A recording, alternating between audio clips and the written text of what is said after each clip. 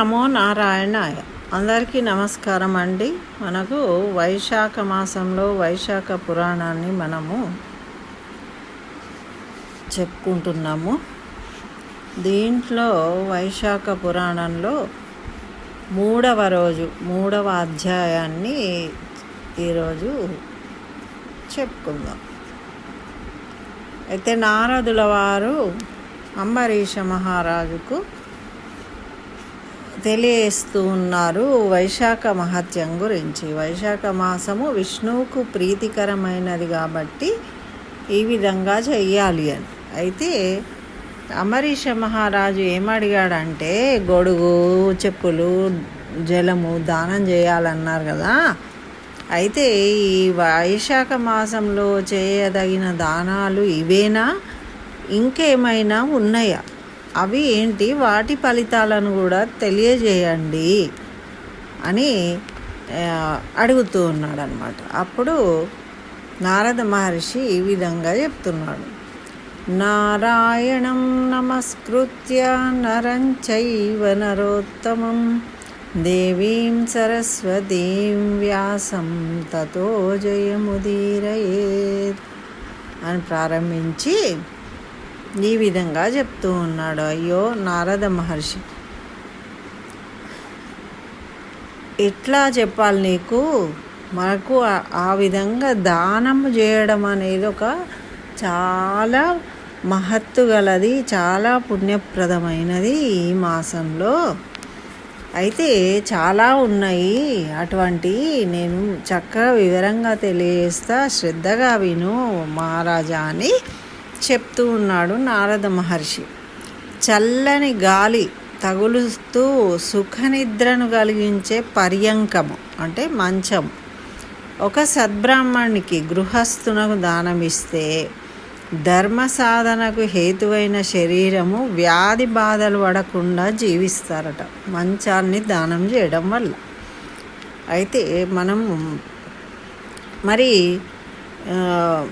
ఎట్టి తాపత్రయాలు ఆది వ్యాధులు లేకుండా సుఖంగా జీవిస్తారట. ఇహలోకం సుఖాలు అనుభవించి పాపములు లేకుండా మళ్ళీ మహాయోగులు సైతం పొందలేని అఖండ మోక్షాన్ని పొందుతారట మంచము దానం చేయడం వల్ల. ఇంకా ఏం చేయొచ్చు అంటే ఈ విధంగా తెలియజేస్తున్నారు.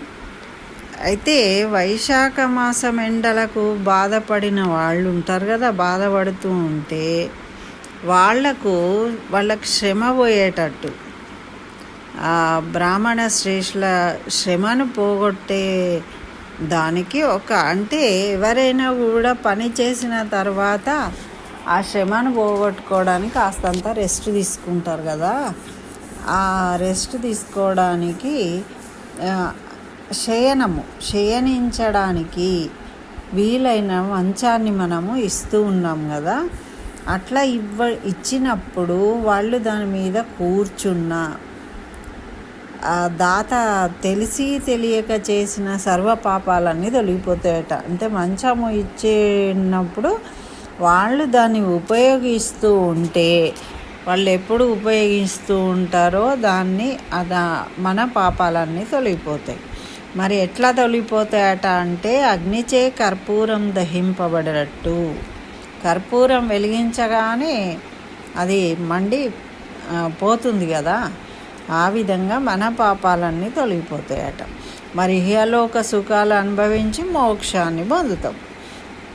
మరి స్నానమాత్రంలోనే పుణ్యాలనిచ్చే వైశాఖ మాసంలో ఈ మంచము కాకుండా ఇంకా పరుపు లేక వస్త్రము అంటే దాని మీద వేసే ఆచ్ఛాదన కూడా, అంటే బెడ్షీటు పరుపుతో సహా, మంచం పైన వేసే పరుపు, దాని మీద వేసే బెడ్షీట్తో కూడా ఆహారమును కూడా దానం చేస్తే చక్రవర్తి సమానులై తమ వంశం వారితో పాటు శారీరక మానసిక బాధలు లేకుండా సుఖశాంతులతో అభివృద్ధి చెందుతారట. చక్రవర్తి పదవిని పొందుతారట. చక్కగా వంశాభివృద్ధి కలుగుతుందట, సుఖశాంతులతో జీవిస్తారట. ఆయురారోగ్యాలను కీర్తి ప్రతిష్టలను కూడా పొందుతారు అని నారద మహర్షి తెలియజేస్తున్నాడు. మరి వాళ్ళకట ఇట్లా మంచము, పరుపు, దాని మీద చెద్దరు అన్నీ కనుక దానం చేసినట్టయితే 100 తరముల వరకు వాని కులంలో ధర్మహీనుడు జన్మింపడు. చూడండి ఎంత పుణ్యప్రదమైనది. అయితే తుదకు ముక్తి పొందుతాడట. మరి శ్రోత్రియుడైన సద్బ్రాహ్మణునికి ఆ మంచంపై పరుపుతో పాటు దిండును కూడా దానమిస్తే వేరే ఫలితం ఉంది. మరి అది ఏంటిదో చూద్దాం. సుఖ నిద్రకు కారణమైన మంచము, పరుపు, దిండును ఇస్తే ఆ దాత అందరకు అన్ని విధాలుగా ఉపకారం చేయువాడై ప్రతి జన్మలోనూ సుఖవంతుడు, భోగవంతుడు, ధర్మపరాయణుడై అన్నిటా విజయము పొందుతాడు. 7 జన్మల వరకు మహావైభవముగా గడిపి తుదకు ముక్తి పొందుతాడు. తనతో పాటు 7 తరముల వారికి కూడా ముక్తిని కలిగిస్తాడు. మరి ఈ విధంగా ఇవ్వలేని శక్తి లేని వాళ్ళు ఒకవేళ అంటే మంచము, పరుపు ఈ రోజుల్లో ఇవ్వాలంటే చాలా ఖరీదవుతాయి కదా అవి. మరి అవి ఇవ్వలేని శక్తి లేని వాళ్ళు ఏం చేయాలి అని అంబరీష మహారాజు అడుగుతున్నాడు. అంటే నారదుల వారు ఏం చెప్తున్నారంటే, తుంగ చాప గడ్డితో చేసింది కానీ తుంగతో చేసిన నిర్మితమైన చాపను దానం ఇచ్చినచో, అంటే నిజంగా వాళ్ళు శక్తిహీనులైతే ఆ చాపను దానం ఇచ్చినచో శ్రీ మహావిష్ణువు సంప్రీతితో తానే దాని అందు శయనిస్తాడట. అంటే భక్తితో ఎప్పుడు కూడా పరమాత్ముడు శక్తిహీనులు, బలహీనుల పట్ల ప్రీతి కలిగి ఉంటాడు. వాళ్ళు కొంచెం చేసినా కూడా వాళ్ళను ఆదరిస్తాడు. కాబట్టి వీళ్ళు చెయ్యాలి, చేసినప్పుడు వాళ్ళు ఎక్కువ ఫలితాన్ని పొందుతారు. మరి శ్రీ మహావిష్ణువు వాళ్ళు దానం కనుక ఇచ్చినట్టయితే విష్ణువే శయనిస్తాడట. అంటే విష్ణు స్వరూపంగానే శయనిస్తారు. మరి తానే దాని యందు శయనిస్తాడు. మరి ఇక్కడ ఏం చెప్తున్నారంటే, ఇంకా ఊర్న, ఉన్ని, గొర్రె బొచ్చు నీటి అందు నడిపితే తడవదు. అది గొర్రె బొచ్చు ఊలని ఉంటుంది, అది నీళ్ళల్లో నడిపితే తడవకుండా ఉంటుంది కదా. అట్లా ఈ పర్యంక శయ్యాదానం చేసిన వారట సంసార సాగరంలో ఉన్నప్పటికీ కూడా ఆ బంధాల నుండి విముక్తులై ఉంటారట. అంటే వికారములు కలిగిన స్థితిని పొందుతారు. సంసారంలో ఉన్నప్పటికీ ఎటువంటి వ్యామోహాలు, విషయవాసనలు లేకుండా జీవితాన్ని గడుపుతారట. అట్లా గడిపి చివరకు ముక్తిని పొందుతారు. మరి అట్టి పర్యంక శయ్యాదానం చేయలేని వారు ఏం చేయాలి? చాపదానం చేయవచ్చు. శక్తి ఉండి పర్యంక శయ్యాదానము చేసిన వాళ్ళు, అంటే శక్తి కలిగిన వాళ్ళు పర్యంకము, పరుపు, దిండ్లు కలిపి దానం చేస్తే ఎంత పుణ్యం వస్తుందో, శక్తిహీనులు ఒక చాపను దానం చేసినా కూడా అంతే సమానమైన పుణ్యాన్ని పొందుతారు. వాళ్ళ పాపాలు కూడా నశించిపోయి వారికి కూడా సర్వసుఖాలను కలుగజేస్తారట.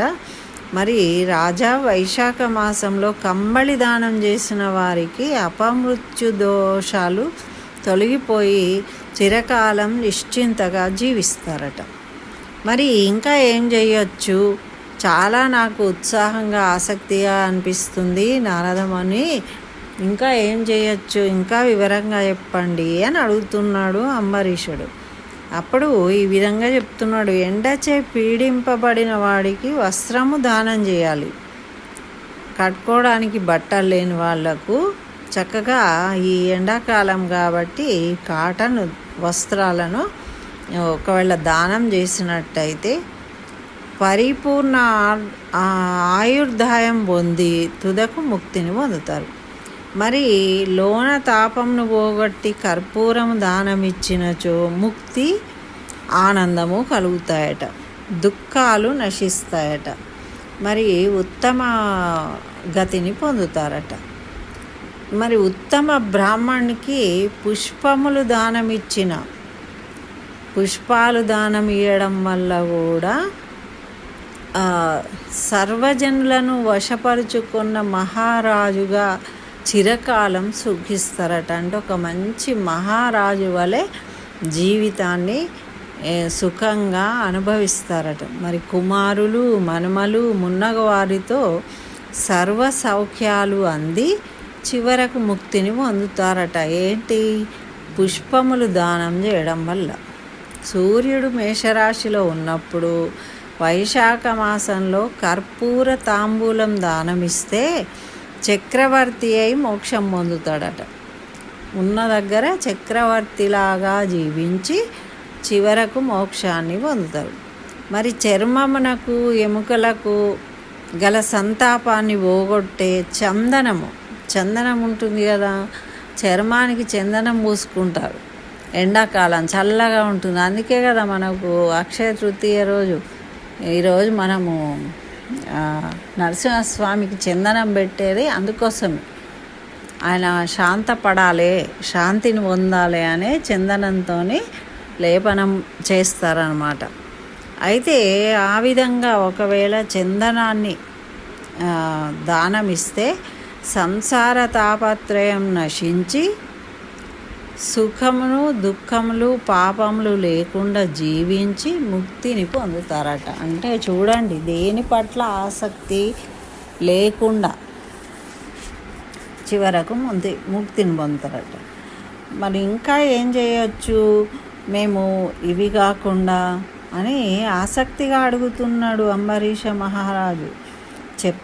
నారదుల వారు చెప్తూ ఉంటే, కస్తూరి ఉన్న సుగంధ ద్రవ్యాలు ఇస్తే ఎట్టి బాధలు లేకుండా జీవించి మోక్షంను పొందుతారు. సుగంధ ద్రవ్యాలు ఇవన్నీ దేనికండి? ఆనందానికి చిహ్నాలు ఇవన్నీ. కాబట్టి చక్కగా ఇక్కడ ఆనందంగా జీవించడము, తర్వాత మన ముక్తిని పొందుతారు. మరి మల్లె పువ్వులు దానమిస్తే మధుసూదనుని అనుగ్రహము సుఖభోగములను పొంది ముక్తిని పొందుతారట. మల్లెపూలు కనుక దానం ఇచ్చినట్టయితే. అయితే పూలు కూడా ప్రశాంతతను కలిగిస్తాయి మనకు. ఇది వేసవి కాలం కాబట్టి మనకు ఏవి చెప్పినా కూడా పురాణాలలో మన వాతావరణంలో మార్పును అనుసరించి మనం చేయాల్సిన వాటిని నియామకం చేసింది ఆ భగవంతుడు కూడా. అదే ప్రకృతితోని మనం అనుసంధానమై ఉండాలి ఎప్పుడు కూడా. వాటినే ప్రోత్సహిస్తాడు భగవంతుడు కూడా. కాబట్టి ఈ ఎండాకాలానికి మనకు సుఖాన్ని ఇచ్చే వస్తువులను దానం చేయమంటున్నారు.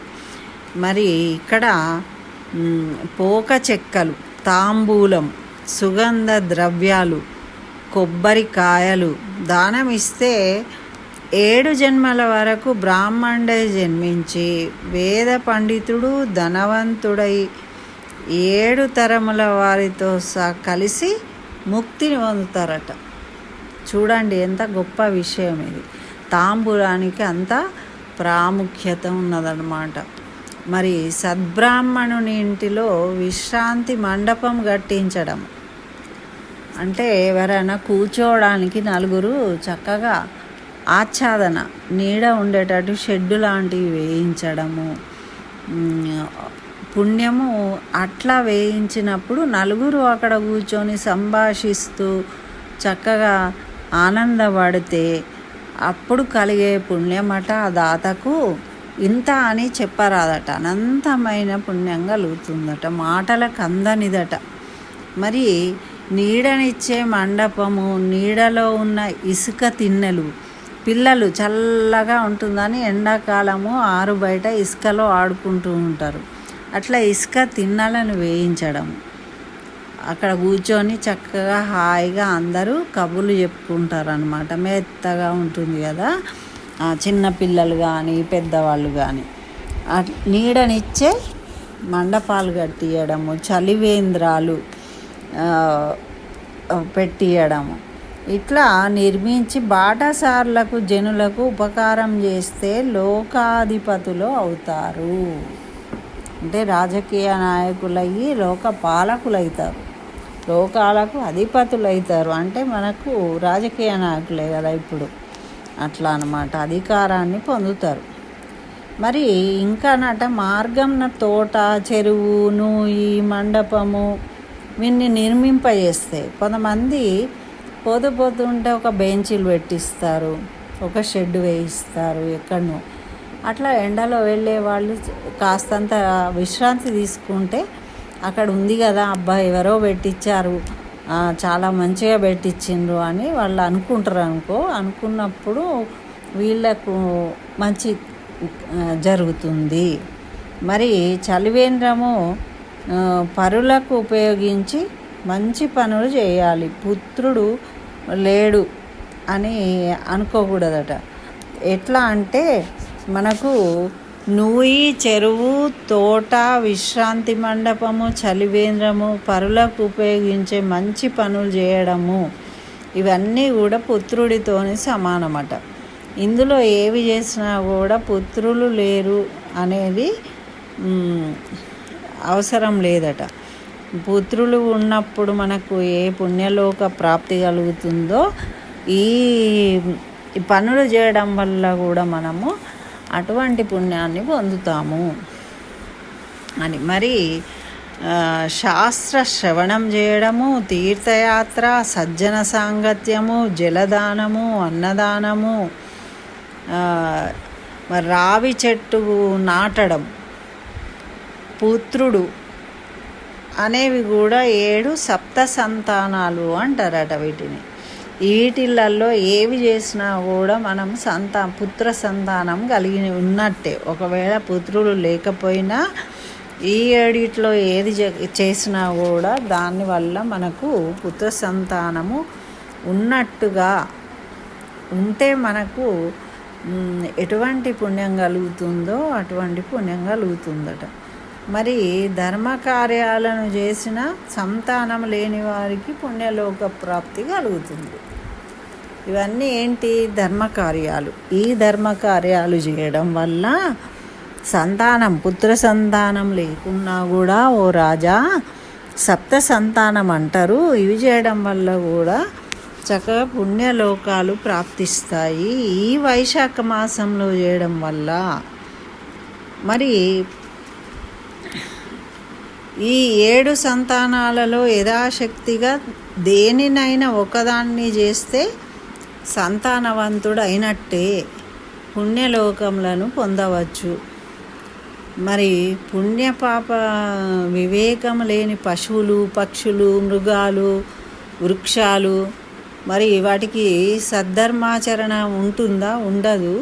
వాళ్ళు పుణ్యలోకాన్ని పొందలేవు. వాళ్ళు మానవులుగా జన్మించినప్పుడే పుణ్యం కానీ పాపం కానీ చేసే ఛాన్స్ ఉంటుంది, అవకాశం ఉంటుంది. వాళ్ళే పుణ్యలోకాలు ధర్మకార్యాలు చేసి పుణ్యాన్ని సంపాదించుకొని పుణ్యలోకాలకు పొందగలుగుతారు. కాబట్టి మరి మనిషి అయి పుట్టిన వాడు మానవుడిగా ఉండి సద్ధర్మాలు ధర్మకార్యాలు ఆచరింపకపోతే మళ్ళీ పశుపక్షాదులుగా జన్మిస్తారట. మరి పుణ్యలోకాలు ఎట్లా కలుగుతాయి మనం మానవులుగా ఉన్నప్పుడు కూడా చేయకపోతే? కాబట్టి మహారాజా వీటిలో ఏ దానినైనా ఒకదాన్ని ఆచరించి పుణ్యాన్ని సంపాదించుకోవాలి, ధర్మాచరణ చెయ్యాలి. మరి ఉత్తమంగా ఏవి దానం ఇచ్చినా కూడా అవి ఉత్తమములై ఉండాలి, పనికిరానివి అయి ఉండకూడదు. పనికిరానివి దానం చేయకూడదు. పనికి వచ్చేవి మంచి వస్తువును మాత్రమే దానం చేయాలి.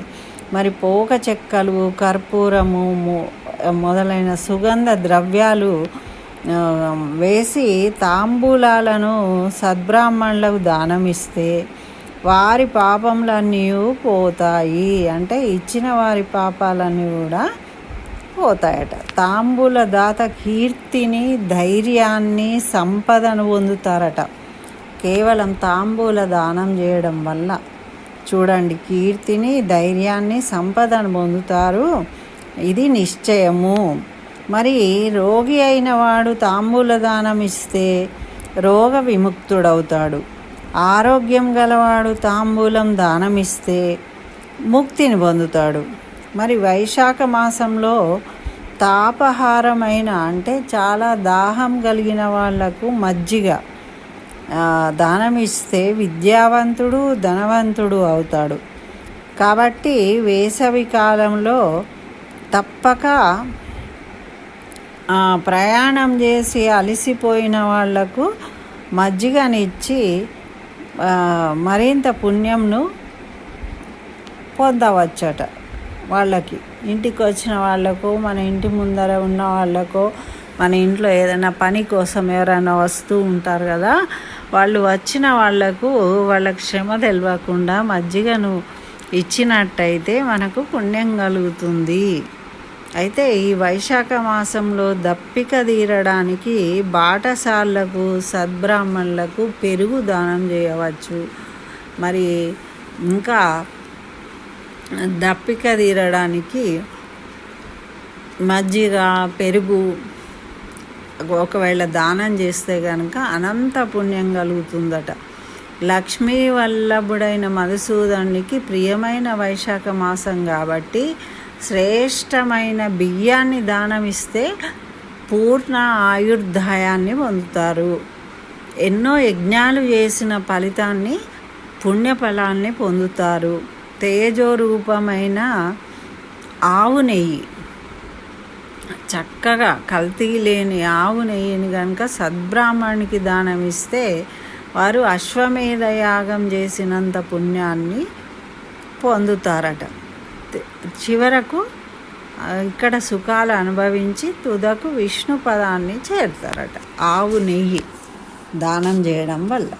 మరి విష్ణు ప్రీతికరమైన వైశాఖ మాసంలో బెల్లము, దోసకాయలు, బెల్లంతో మనము పానకం, ఇప్పుడు ఈ చైత్ర మాసంలో రామనవమికి పానకం, శీతలం అంటాం దాన్ని, చల్లటి నీళ్ళల్లో బెల్లం వేసి పానకం తయారు చేసి అందరికి ఇస్తూ ఉంటారు. ఎందుకు అంటే ఎండలకు తాపాన్ని తీర్చేదన్నమాట, పోగొట్టుతుంది. మరి అలా దోసకాయలు దానం చేయడం వల్ల సర్వపాపాలు పోగొట్టుకొని శ్వేతద్వీపంలో నివసిస్తారట. పగటి ఎండకు అలిసిన వారికి సాయంకాలము చెరుకు పానకాన్ని బ్రాహ్మణునికి దానం ఇస్తే వాడికి పుణ్యము కలిగే పుణ్యాన్ని అసలు చెప్పలేరట, అంత పుణ్యం కలుగుతారట, అనంతమైన పుణ్యాన్ని పొందుతారట అటువంటి వాళ్ళు. మరి ఈ వైశాఖ మాసంలో సాయంకాలం ఎండకు అలసిన బ్రాహ్మణులు, కొంతమంది పాపం పొద్దున్న ఎండలో వచ్చి అలసిపోతారు, అటువంటి వాళ్లకు ఆ పానకం ఇవ్వాలి. మరి సాయంకాలం ఎండకు అలసి వచ్చిన బ్రాహ్మణునికి పానకం దానం ఇస్తే చేసిన పాపాలు పోగొట్టుకొని విష్ణులోకాన్ని చేరుతారట.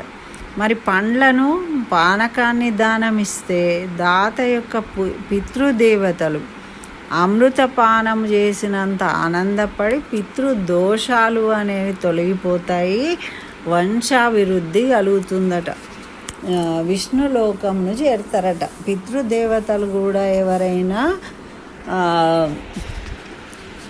నరకంలో ఉన్న ఇట్లా ఏదైనా ఇబ్బందులలో ఉంటే వాళ్ళు కూడా అటు 7 తరాలు ఇటు 7 తరాల వాళ్ళు కూడా విష్ణులోకాన్ని పొందుతారట. ఇక్కడ ఉన్న వాళ్ళు ఈ విధంగా దానం చేయడం వల్ల పండ్లను, పానకాన్ని దానం ఇస్తే దాత యొక్క పితృదేవతలు అమృతపానం చేసినంత ఆనందాన్ని పొందుతారు. దాతకు వారి పితృదేవతలు ఆశీస్సులు లభిస్తాయి. మరి వాళ్ళు కూడా ఉత్తమ లోకాలను చేరుతారట. మరి వైశాఖ మాసంలో పానకంతో పాటు మామిడి పండ్లను దానమిస్తారు. ఎందుకంటే ఇప్పుడు ఈ సీజన్లో మామిడి పళ్ళు మనకు లభిస్తాయి కాబట్టి అట్లా మామిడి పళ్ళు దానం చేసినప్పుడు సర్వపాపాలు హరించుకుపోయి పుణ్యలోక ప్రాప్తి కలుగుతుందట. ఈ విధంగా అమావాస్య అందు పానకము నిండిన కుండను దానమిస్తే గయాక్షేత్రంలో 100 సార్లు పితృశ్రాద్ధం చేసినంత పుణ్యం కలుగుతుందట. ఒక్కసారి చేస్తేనే ఎంతో పుణ్యప్రదం. మరి అటువంటిది పునర్జన్మ ఉండదంటారు. మరి అటువంటిది 100 సార్లు 100 సార్లు పితృశ్రాద్ధం చేసినంత పుణ్యమట ఆ ఒక పానకం నిండిన కుండను దానమిస్తే. మరి కస్తూరి, కర్పూరము, వట్టివేళ్ళు మున్నగు వాటిని వేసిన పానకం ఇస్తే ఇక అనంతమైన పుణ్యం కలుగుతుందట. ఇలా ఇవన్నీ కూడా దానాలు ఈ మాసంలో చేసినప్పుడు ఇటువంటి విశేషమైన ఫలితాలను పొందుతాం. కాబట్టి మహారాజా, వీలైనంత వరకు సద్ధర్మాచరణ చేయడం వల్ల ఉత్తమ గతులు ప్రాప్తిస్తాయి. ఈ వైశాఖ మాసము ఎంతో మహావిష్ణువుకు ప్రీతిపాత్రమైనది కాబట్టి తప్పకుండా అందరూ ఇవన్నీ చేసి మంచి ఆ విష్ణు యొక్క అనుగ్రహాన్ని పొందాలి అని నారదుల వారు అంబరీష మహారాజుకు తెలియజేసిండ్రు. ఇది వైశాఖ పురాణంలో 3వ అధ్యాయము.